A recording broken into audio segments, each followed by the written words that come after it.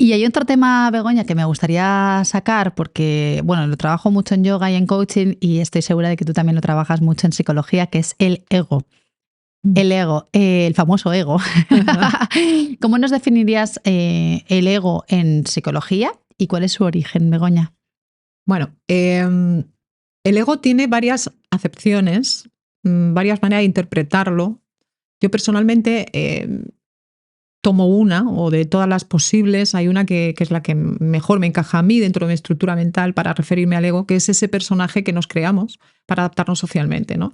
Es decir, de los 0 a los 7 años, hemos dicho antes, pues eso, que se introyectan esas creencias, construimos un personaje, yo lo llamo el personaje muchas veces, ¿no? Para poder convivir o coexistir y encajar dentro de, pues primero como miembro de la familia, como miembro del cole, como miembro de la sociedad en general, para ser aceptado, porque uno de los matices del ser humano es que necesitamos pertenencia, sentido de pertenencia. Por lo tanto, ahí nos construimos un personaje. El tema del ego es que, claro, tenemos que identificarlo y no confundirnos con él, que ese es el principal problema. Yo me creo que soy ese personaje, pero yo no soy ese personaje. Entonces ese es un poco mi punto de vista sobre el ego, y hay que entender que el ego nos juega malas pasadas, y cuando uno observa el ego como no perteneciente o como no identificándose con él, mejor dicho, es mucho más fácil manejar las cosas. Yo he aprendido a reírme del ego, yo utilizo mucho el humor, a mí me encanta reírme, me gusta mucho pasármelo bien, entonces para mí además es una manera bonita de reeducar ese ego. Es decir, si de repente me pillo quejándome de algo, digo, ya se está quejando el ego. Digo, ya ha salido. Digo, ya ha salido. O criticando. Claro. Digo, ya estamos. Y entonces intento ser compasiva conmigo mismo, conmigo misma, y usar el humor. Entonces es súper importante entender que una cosa es ese personaje y otra cosa eres tú. Lo cual no significa que tengas un desdoblamiento de personalidad, no. O sea, eres lo mismo, solo que uno te sirve para determinados movimientos, para encajar, y luego pues está quien en esencia tú eres, ¿no? ¿Cómo crees que la espiritualidad influye en esa transformación o manejo del ego?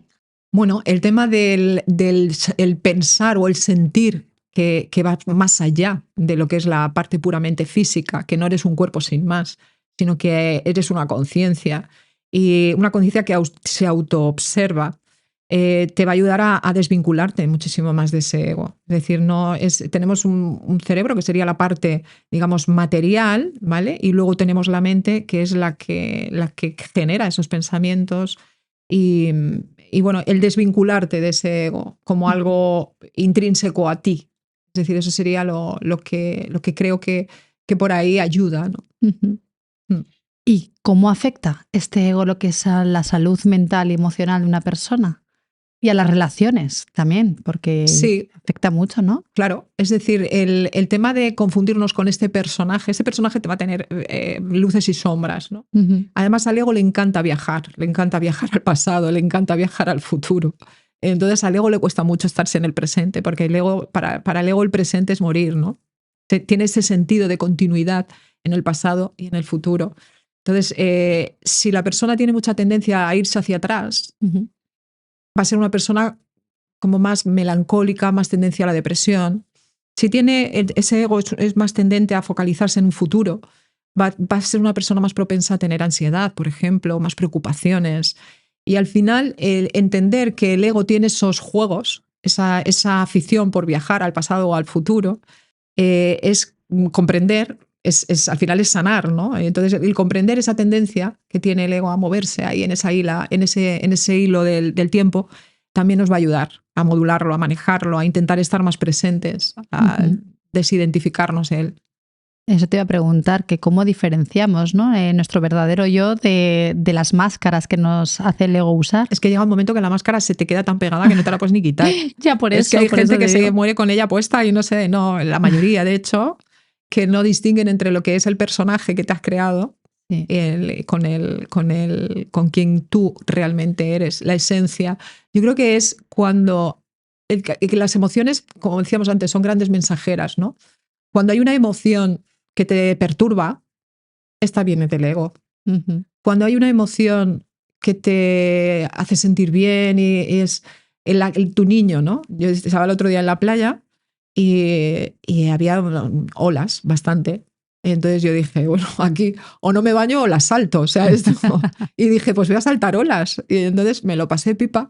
Y decía, cualquiera que me vea dirá, esta mujer, una niña pequeña. Pero ahí salió la niña interior, Claro. ¿no? Sale ese niño que Otro temazo, ¿eh? es un temazo, es que eso es maravilloso. O también estuve en un país del Báltico hace un tiempo, hace unos días, y había unos cisnes por allí y me puse a tirarles de comer, a darle de comer, y patos y cisnes, y era como una niña, ¿no? Entonces esa es la esencia, ¿no? Y luego el ruido mental es el ego, el que te machaca es el ego. Y entonces ese es esa vocecilla que hemos introyectado de niños, ¿no? Que hablábamos antes. Y el que te hace entrar en bucle. El que te hace, el rumiar, los pensamientos. Rumiante. Sí, el rumiantes, sí. Es fascinante todo el tema. Yo me imagino al ego como una personita que te está hablando todo el día. O sea, la vocecilla. La vocecita ahí, me lo imagino como un ser ahí a tu lado todo el día en plan de, ay, déjame.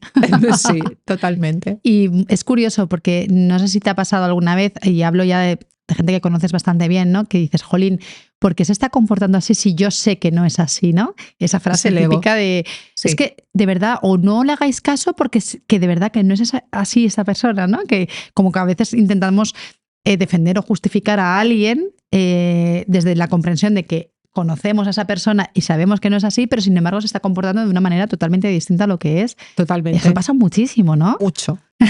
Eso pasa mucho y es porque la persona entra en esa función del ego, es decir, en esa identificación con el ego. Y tú sabes que a un nivel más profundo esa persona no es así. Claro. Pero se cuestiona su ego, su identidad. El famoso caparazón también, ¿no? Que nos ponemos cuando a lo mejor estamos inseguras ante algo y nos queremos hacerlas fuertes, ¿no? Hacia los demás. Y ahí pues te pones esa máscara, el ego te sirve pues para defenderte, para atacar, para todo. Es un mecanismo de supervivencia, pero necesitamos ese ego. Al final no es matar al ego, ¿no? Porque hay gente, ¿se puede matar al ego? No, yo creo que hay que saber que existe, saber identificarlo y gestionarlo con humor o como cada uno lo prefiera, pero gestionarlo. Saber que está ahí y también yo creo que permitirte ser vulnerable, ¿no? Que a veces tendemos tanto a demonizar la vulnerabilidad, que es como que nadie nos vea tristes, que nadie nos vea llorando, que nadie nos vea, ¿no? Y es ¿por qué no? O sea, es que las emociones están para vivirlas. Claro. O sea, es que de hecho cuando no las vives es cuando entras en el conflicto, un problema. Cuando viene el problema, efectivamente. Ahí el problema, sí, es decir, lo que hablamos antes de la vibración y demás, cuando las emociones no son energéticamente malas o buenas. Todas tienen un mensaje, todas sirven para algo y tienen una función. Lo que no es bueno es no vivirlas o no experimentarlas. Por lo tanto, hay que permitirse, si uno está un día triste, estarlo y no censurarse ahí, porque ahí sí que genera problemas, ¿no? Y antes, Begoña, hemos hablado de la reprogramación. ¿Qué técnicas utilizas tú para reprogramar la mente? Yo lo que utilizo son bajar, como he dicho, a estados de ondas alfa, es decir, las ondas cerebrales, bajar de beta alto a beta a alfa, y ahí es como abrir una puerta a la parte inconsciente y reprogramar esa parte. Y hacerlo de manera muy individualizada es súper importante. Esto es súper importante. Y es como un gimnasio de la mente. O sea, yo lo comparo como un gimnasio de la mente. Tú estás haciendo el músculo de tu creencias, ¿no? Es tu gimnasia cerebral. Y eso es súper importante, el cómo uno lo hace. Yo utilizo estas técnicas, porque claro, si tú a la gente le dices, o a las personas le dices, esto es así, así, así, a nivel intelectual la persona lo entiende, pero el nivel intelectual es ese 5% del que hemos hablado antes. El otro 95% va a ser el que va a mandar en un momento dado. Entonces, con ese 5%, lo que hay que decirle a la gente es, utiliza ese 5% para darte cuenta de que puedes abrir una puerta al otro 95% y hacer las modificaciones ahí. Y es ahí donde bajamos. Yo trabajo mucho con ondas cerebrales. Bajamos a estados donde la persona es más sugestionable, a estados hipnológicos o estados alfa como mínimo, para que sea más sugestionable y maleable, porque lo es el cerebro. Porque has hablado de que tú practicas las repeticiones, pero ¿practicas la hipnosis? No.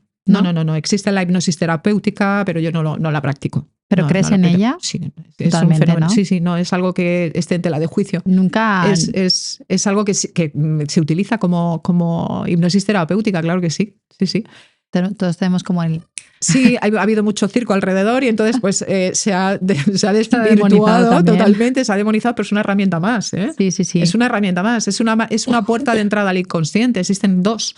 Existen eso, el bajar a través de la meditación a ondas donde la persona sea más sugestionable, porque la repetición como un loro de una cosa sin más en estados de ondas cerebrales más altas no va a servir absolutamente de nada. O sea, la gente que repite, hace afirmaciones sin más, no. Hay que preparar al cerebro para que eso sea viable y que se pueda sugestionar y de verdad hacer cambios profundos y verdaderos. Muy bien. Porque consideras, Begoña, que las emociones se cronifican. Sí, hay una adicción a esto que hemos comentado antes, hemos dado una pincelada. Hay una adicción emocional. Hay personas que abren los ojos y de repente necesitan sentir algo.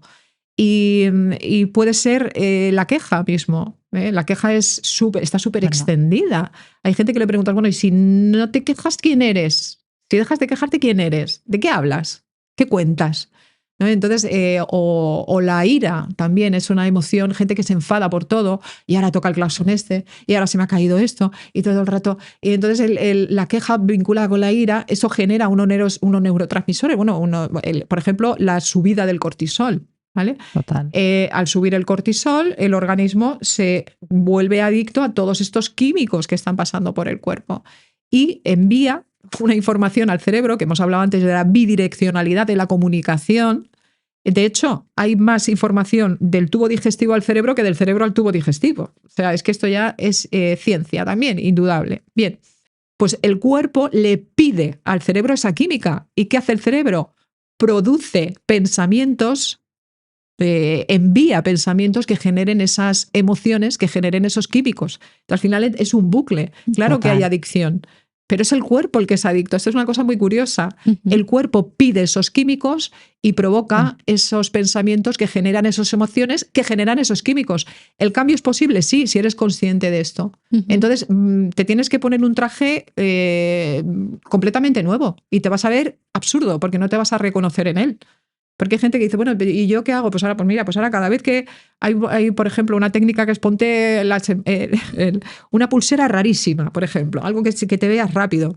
Y cada vez que la digo, ay, ostras, que no me puedo quejar. A ver, no, me iba a quejar, pero es como algo que te recuerde que vas a estar una semana, por ejemplo, sin quejarte de nada. Qué buena técnica. Y entonces, sí, por proponer una, ¿no? Pero que sí, es una cosa curiosa. Hay adicción química a las emociones, a determinadas emociones. A la alegría también, ¿eh? ¿Sí? Y esa es maravillosa. Yo soy adicta a la risa. O sea, a mí me encanta reírme, me río de mi sombra. Me gusta mucho reírme. Qué bien. Es una buena adicción. Yo creo que es una buena química, es una buena adicción. Sí, porque, por ejemplo, hay personas, nunca has dicho lo típico de, es que esta persona vive enfadada. ¿Cómo puede ser feliz si está todo el día enfadada? Se cronifica, porque es que fíjate, las personas mayores sí, se ponen súper. Fíjate, gente que dices, no todas, no todas, obviamente, pero cuando una emoción, alguien que se está quejando ya desde los 20 a los 30, a los 40, llega a los 60 y es una metralleta de la queja. O sea, es alucinante. Y es porque su cuerpo, su biología, se ha adaptado a los químicos que generan esas emociones, que generan esos pensamientos. Luego también hay gente que se harta de quejarse. Sí. Yo conozco casos de vivía enfadada. Pues, hizo un cambio. Sí, yo creo que al final también el vivir enfadada, como acabamos de decir, yo creo que es también vivir desconectada, ¿no? Y partimos otra vez un poco al tema de la conciencia, ¿no? De estás fuera de ti. De ti. Totalmente. Entonces, cuando ya ves qué te está pasando y por qué estás tan enfadada, porque yo he llegado a tener etapas también que he vivido enfadada. Sí. Y luego si me he parado a pensar por qué vivía tan enfadada, vamos, tengo millones de respuestas, ¿no? Sí. Entonces... Sí. A ver, hay épocas que son más demandantes claro. y bueno, y tiene cierta lógica, pero luego cuando te das cuenta de que la queja realmente tampoco te soluciona absolutamente nada, y entonces le pones un punto de cordura y voluntad al asunto, puedes darle una vuelta, darle un giro. Y sobre todo la queja viene motivada porque estamos orientados hacia afuera. El mundo tú lo puedes vivir como si fuera una ventana o como si fuera un espejo. Si tú lo miras como una ventana, tú te asomas y la culpa de todo lo tiene lo de fuera. Ahora bien, si tú el mundo lo miras como si fuera un espejo, entonces te das cuenta de que lo que tú puedes modificar es tu reflejo, es decir, lo que tú hagas, que depende de ti. Depende de ti todo. O sea, es que depende de ti todo. Y yo llamo mucho a la responsabilidad afectiva, de las personas. Es decir, que si tú quieres ver cambios, cámbiate tú. Eso es. O sea, es que no hay otra opción. Hay una famosa frase que dice, sé el cambio que quieres Ver en para el mundo. Exacto, justo, ya está. Y digo, no hay ninguna frase que lo diga mejor, Sí, vamos. si tú cambias, es que va a cambiar todo. Claro. O sea, si una persona te cae mal, sonríele. Va a ser raro al principio. Es que mi compañero de trabajo no puedo. Sonríele. Va a pensar, esta está zumbada. Es igual, sonríele. Llega un momento, da igual. Tu cerebro, cuando asocia a esa persona con la sonrisa, tu cerebro no cuestiona. Es decir, no ni bueno ni malo. Se lo estás poniendo tú con tus creencias, esa etiqueta. Por lo tanto, llega un momento que te das cuenta que la energía cambia. También te digo que si tú te portas bien con un compañero que te está todo el día mirando mal o tal y tú estás sonriéndole, al final el compañero incluso le empiezas a caer bien. Sí, y dices, pues mira, cambios en el exterior, sí, pero lo importante es uno, ¿no? Es decir, al final no. Tú que empiezas a decir, ay, pues oye, qué bien. ¿Cómo puede ser tan buena esta persona? Esta mujer. Sí, sí. Te he preguntado si las emociones se cronifican, pero ahora quiero preguntarte si las emociones se heredan. Esto es muy curioso, sí. Y aquí ya otro experimento, te voy a decir para contarte esto muy cortito, muy breve, muy breve. Se heredan, efectivamente se heredan, sí. Esto es ciencia lo que voy a contar ahora. Se sometió a unos ratones a un experimento que consistía en, cuando se acercaban a la flor del cerezo, darles unas descargas eléctricas.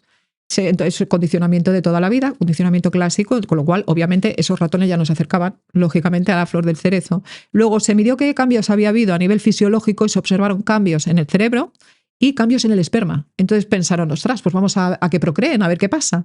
Bueno, pues los hijos de estos tenían fobia a la flor del cerezo cuando nunca habían sido acercados a ella. Pero voy más allá. Los nietos, la tercera generación, tenían fobia. Es decir, habían heredado ese condicionamiento. Tú puedes estar, Noelia, respondiendo emocionalmente a una situación no por tus creencias, sino por las creencias de tus abuelos. O sea, esto que es súper esotérico, ¿verdad? Toda la vida. Bueno, pues la ciencia ha demostrado que no es tan esotérico. Cuando yo digo que la ciencia tiene que ser más humilde y actualizarse, me estoy refiriendo a esto. Que hay un montón de experimentos que están... lo que muchas tradiciones o muchas líneas de pensamiento llevan diciendo durante siglos, que hay experimentos, ciencia revisada por pares, es decir, sometida a revisión, que está diciendo que esto no es nada esotérico ni científico, esto es ciencia.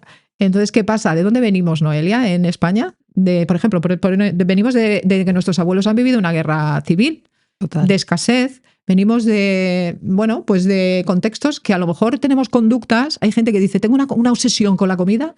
Pues oye, a lo mejor hay que rascar un poco más para atrás.